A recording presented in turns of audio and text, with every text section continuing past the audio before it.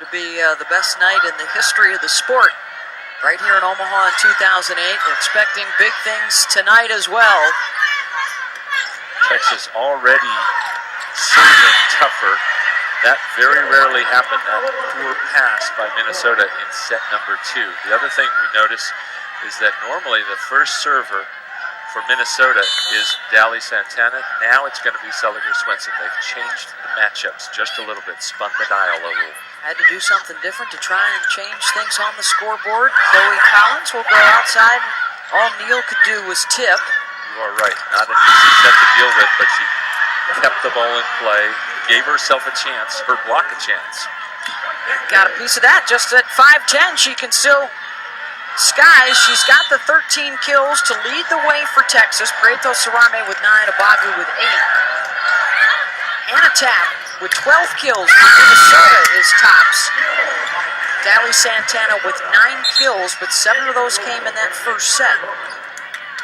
Yeah, the way the Minnesota lineup is set, there's always a Tapp sister in the front row, which means she's always available to hit that slide off one foot. And Minnesota is really smart to run that. They've had so much success in that second set. They are number 4 and number 7. Texas the not white going to let jerseys that for fall. Minnesota. Amy Neal, stuffed. And there is Hannah Tapp.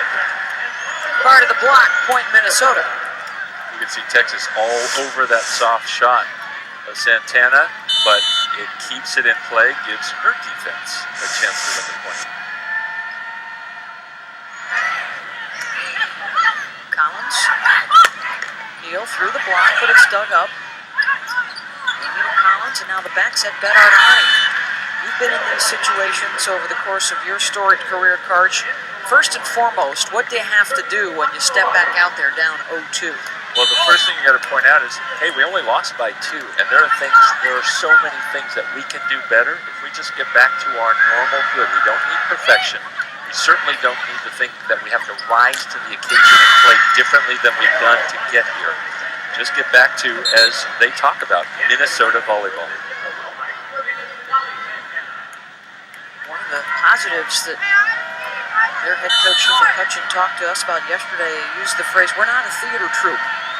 This isn't a dramatic group. They don't need to hug it out. They don't need to talk a lot about things. They have good instincts. They have high volleyball IQs that have served them well this year.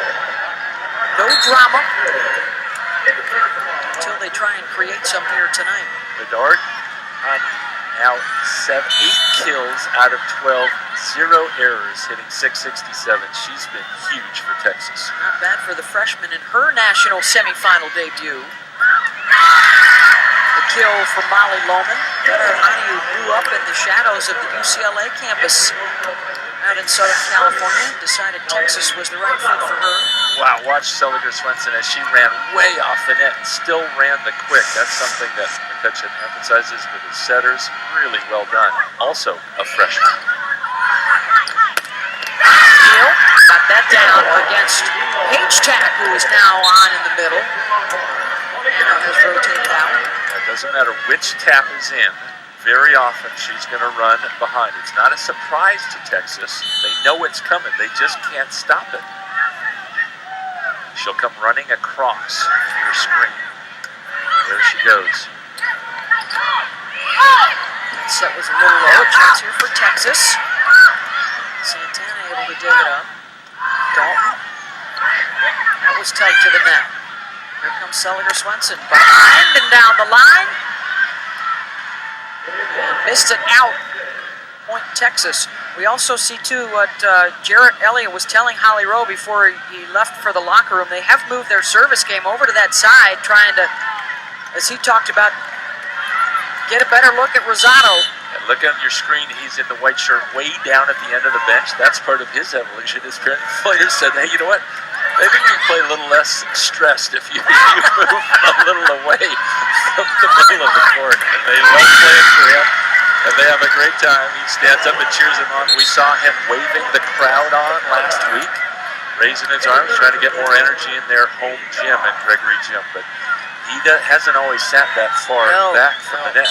And he was telling us, too, I mean, they do a lot on that Texas bench, including a self-scout. And, you know, he was telling us sometimes the body language was a little bit off, and he wanted to present a positive picture for his team to play a lot more loose this year in the national semis, and they have responded thus far. I think it's paid off. I've seen them they looked loose last weekend, even though they got really challenged. Both UCLA and Florida came at them hard out of the gate, and they responded well. He's even done some dancing post-game. He'll like that kill right there, Holly. You can look on their Instagram account. There is a great dub smash of Jarrett Elliott doing the whip and the nay-nay. That is definitely out of character for him. He's super fun, but in one of his huddles just now, he said to his team, hey, let's have some fun out there. He is definitely trying to be more fun and more relaxed. Sullivan Swenson. 2 players ready for that again. They are digging the tips as they've done all night. That's been much more problematic as the slide. They'll try it again in tight quarters. Dalton with a couple of great defensive plays. He'll try to put it deep. Will popped up by that Texas block. And a third great play by Dalton to keep it alive. The traffic count too there defensively. Net violation going to be called on Texas. Point Minnesota. If you give Paige tap or Hannah tap 3 or 4 swings in rally, it's not going to go well for you. Texas just was unable to come up with a good swing out of all those defensive touches.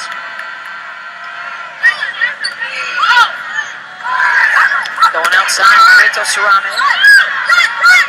Sullivan Swenson looking at the tap for the kill.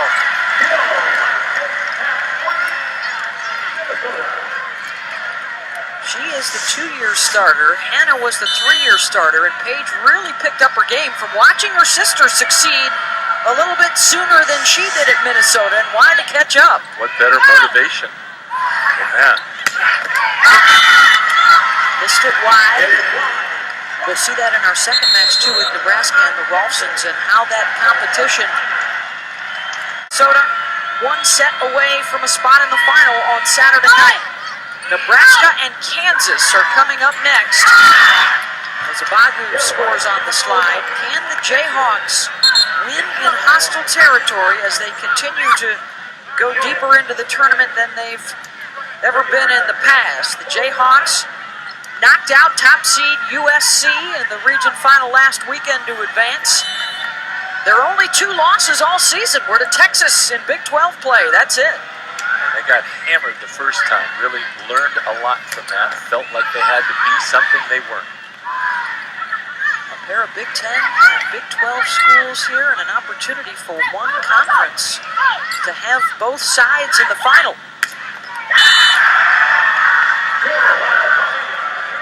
Reto Cerame had the kill. We saw the Big 10 with a couple of teams here in 2013 when Penn State beat Wisconsin just a couple of years ago.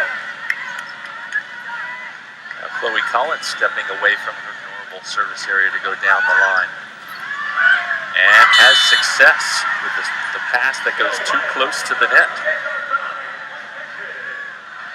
First contact, as we hear all teams talk about being so critical, and has not gone the way Minnesota would have hoped.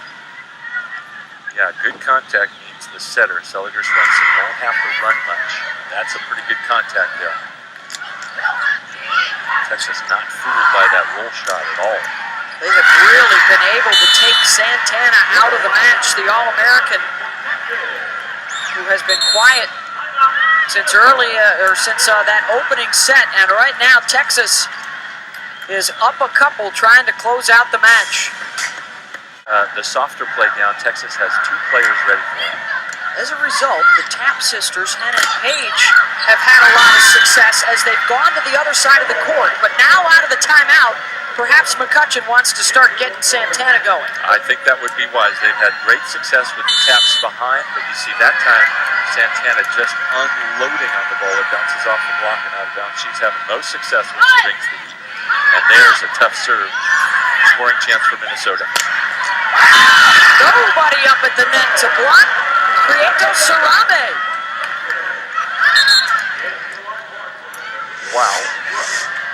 I don't think Minnesota made a very good decision here. They thought, oh, that's not a hittable ball, but she's actually 4 feet off the net. I'm really surprised they didn't attack her with their block. Quick in the middle, that one did not get across. Point, Texas. And then I'm also surprised that they didn't run tap behind the setter. Hannah's been having huge success, but they keep her in front that time. This time I expect her to adjust. Yep, she goes behind the setter. Santana able to beat the solo block of Bedard-Hani. Point Minnesota, so a couple of good swings in a row for Daly. A much better choice. Run tap behind, and then Seliger Swenson set out and got a one-on-one. One hitter against one blocker. Santana wins that battle easily. Samantha Seliger Swenson with the serve. This is Amy Neal. That's sent back. Down deep. Point Minnesota.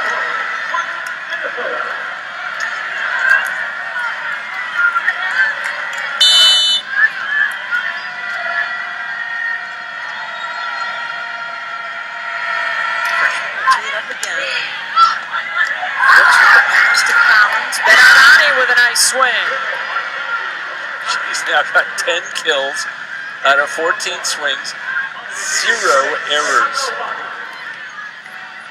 And she keeps finding that space between blockers, that late arriving middle blocker, number 7, Hannah Tapp. We talked about the shift in power in volleyball, the fact that there are only 3 Californians on these 4 rosters here, but Bedard-Hani bringing the West Coast. Very impactful for Texas. That's a cool 7. That's a Babe Ruth right there, a 714 hitting percentage. That's not bad out of a freshman in the national semifinal. Some home runs. Former California High School Player of the Year, the 5th rated recruit in the nation.